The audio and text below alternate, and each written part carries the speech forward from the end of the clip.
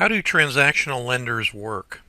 Let's also specifically discuss how to use transactional funding for no-money real estate closings. There's a great deal of confusion about transactional funding in real estate transactions and exactly how it works. Following is a review of what transactional funding is and what it is not to get a better understanding of this unique method of closing real estate deals with no money of your own. Transactional funding is the process of using borrowed money from a lender to finance 100% of the purchase price of a property to close the first half of a double closing. A double closing is where a property is bought and sold, preferably on the same day or the next day, by all the parties involved in the transaction. The parties to the transaction are designated by the letters as follow. The original seller of the property, letter A. The investor buyer B, who also becomes the seller in the second half or leg of the two closings, the end buyer C. The total of the two closings is referred to as an A to B and B to C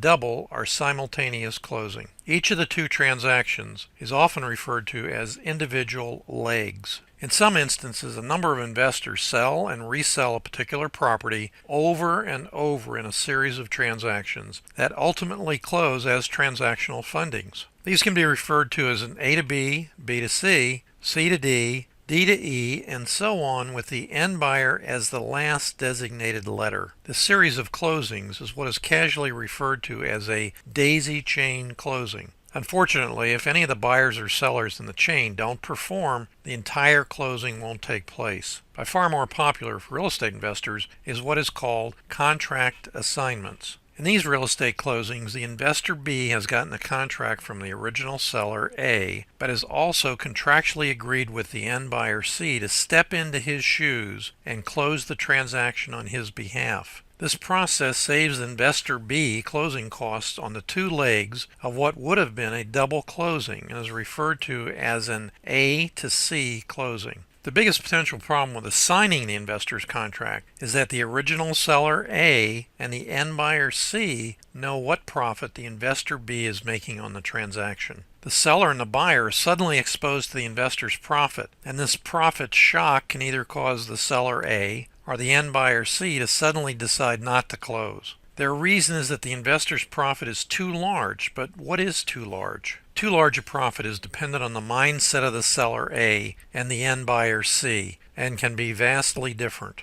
As a guideline, the expected profit is often akin to what a realtor might make in the same transaction of about 3 to 6%. For a $100,000 purchase, this would mean the investor B would be assigning his contract for a $3,000 to $6,000 profit. But too often the assignment fee is much smaller, as the investor B is dependent on the profit being dictated by the end buyer C, who is another and often more savvy investor. Often these assignment fees result in smaller profits in the $1,000 to $2,000 range. It is difficult or impossible to make a living as a real estate investor making small profits of this size on every deal. In the above transaction, if a double closing had been used instead of an assignment of contract, the profit spread could have been virtually unlimited. This is because the original seller A and the end buyer C would not have known the investor's profit until days or weeks after the closing. Actually, the only way they would have known is by the two sales prices being posted in the public record. Generally, this is too late for either party to contest the transaction. In some states, the sales prices of properties are not even listed in the public record. In some situations, investors use what are called joint venture agreements, or JVs, to get paid for their profit in a real estate transaction. Typically in JV transactions, the closing takes place between the A seller and the C buyer, but the profit is shown on the closing statement as a JV fee, and there may be two or more investors receiving compensation for bringing the C buyer to closing. If the seller A or the end buyer C ask what the JV fee is, they should be told it is actually the profit on the transaction to the investor. This fee or profit, more correctly, could once again run the risk that one or the other party to the transaction decides not to close. When is transactional funding most often required? Simply put, whenever an investor gets a deal that is so profitable that the original seller or the end buyer may object and decide not to close. But what is the additional cost of a double closing? Well, the cost of a real estate closing varies greatly from state to state. Generally speaking, you can assume that the first closing will be about 2% of the purchase price and slightly less for the sale side. These costs can easily be offset by having the original seller and/or the end buyer pay for some or all of the investor's closing costs. How does the investor get the opposing party, the original seller or the end buyer, to pay these costs? The easiest way is to simply add them into the contracts for the seller and the end buyer. Don't worry about what you may be told that you can't do that, as you can by simply adding a clause to your contract that seller and/or buyer pay part or all of your closing costs. If your original seller and/or end buyer is motivated to sell or purchase the property, they may object but will relent in most cases. If they object, tell them that typically that's what you do, but in this case you will split the cost with them. This split of your closing cost will result in a substantial savings and actually a larger profit to you. Let's discuss what transactional funding is not. Very often the term transactional is confused with transitional, and the two have very different meanings.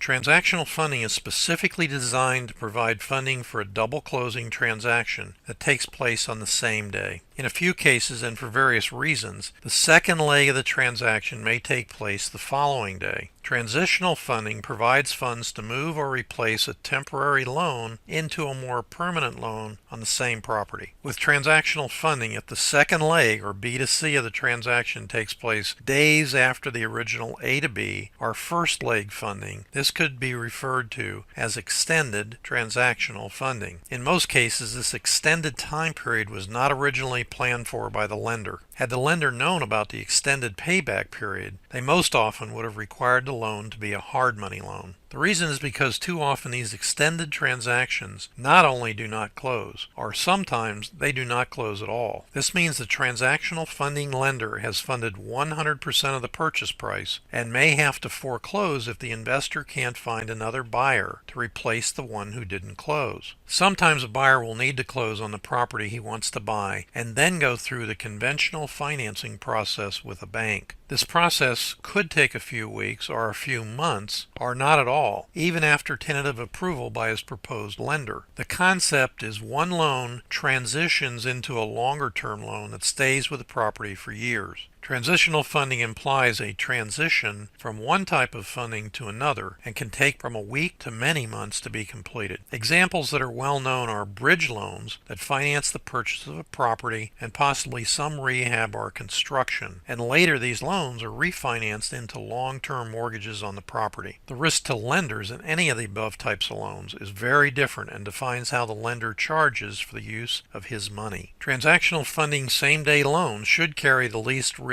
if done properly, and there is no fraud involved. Hence, these lenders charge between 1% or 1 point and 4 points with minimum fees required. The exception is www.transactionalfunding1point.com, which only charges 1 point and a $50 wire fee on any amounts less than $500,000, and they also have no minimum purchase amount. Extended transactional lenders are faced with the prospect of having to foreclose and take the property back if something goes wrong. They've already loaned 100% of the purchase price, so they then face having to sell a property to recover whatever they can from the proceeds of the foreclosure sale. This prospect of getting back less than the amount funded has caused almost every transactional funder to stop doing extended transactional fundings. If the funder is faced with the prospect of the second leg of the closing to be extended, he will usually revise the terms of the funding fee to a progressive schedule by charging more interest the longer it takes to close the second leg. Extended transactional funding is often used when the investor buyer gets a short sale approved and must close before the approval letter expires. About 35% of the time, the original lender or bank has a mortgage on the property and is taking a principal reduction to to allow the property to be sold before a foreclosure sale. This mortgage note holder can make various last-minute demands before a closing. One common demand is that the property may not be resold for a specified time period, which is called a deed restriction. This time period is usually 30 days, but in some cases can be as much as 180 days. Suddenly, the investor is faced with telling his transactional lender that he can't close the B2C leg until 30 plus days later, but he still needs the funds immediately.